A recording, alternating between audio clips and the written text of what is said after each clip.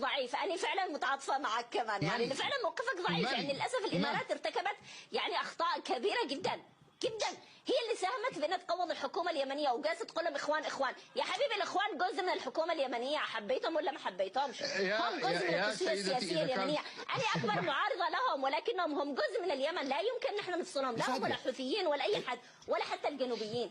تركيبه اليمن مختلفه، اليمن هو التنوع، اليمن ما فيش لون واحد، اليمن مش لون واحد، اليمن مختلف، في اقصى اليسار الى اقصى اليمين، في بول الاصلاحي الاخواني وفي بول اليساري العلماني، وبالتالي كل هذا هو اليمن، ما نقدرش ناخذ هذا بس اليمن اللي تشتيها وهذا ما تشتيهاش، وجنوبيين وشماليين كلهم اليمن، وبالتالي على الخليج ان يبدا ينظر اليمن، نحن ما نلبسش نفس الثوب، ما نلبسش نفس العقال، نحن مختلفين بين قريه وقريه، شكل مختلف، لبس مختلف، اكل مختلف، لهجه مختلفه، عادات مختلفه، وبالتالي احزاب مختلفه وانتماءات ايديولوجيه مختلفه، حتى الصلاه ما نصليش كلنا نفس الطريقه، فيجب ان تقبل اليمن المتنوع، ما تقبلش فصيل وتطرد فصيل.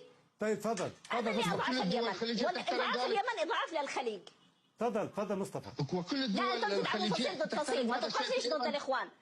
نحن مشكلتنا مع الاخوان سياسيه، ما عندناش مشكله معهم نحن نجتثهم من اليمن، لا هو جزء اصيل يعني داخل اليمن. نعم، وهم عارفين اني اكثر وحيده يعني ضدهم، بس هم خلاص جزء من السياسه مع الجنوب، والاخوان مشكلتهم مع الجنوب لا ما فيش مشكله مع الجنوب، لا لا لا لا لا لا لا لا لا لا الجنوب نص اصلاحيين، لا لا لا لا لا لا بطلوا ذا الكلام اللي انتم جالسين تقولونه بالاعلام الاماراتي، الجنوب نص اصلاحيين، عليش تتكلم؟ نص السياسيين الجنوبيين من الاصلاح. اليمن يقبل بالحوثي، اليمن يقبل بالحوثي لو ترك السلاح ورجع الى العمل السياسي، ورجع الى العمل السياسي، يقبل بالاصلاح.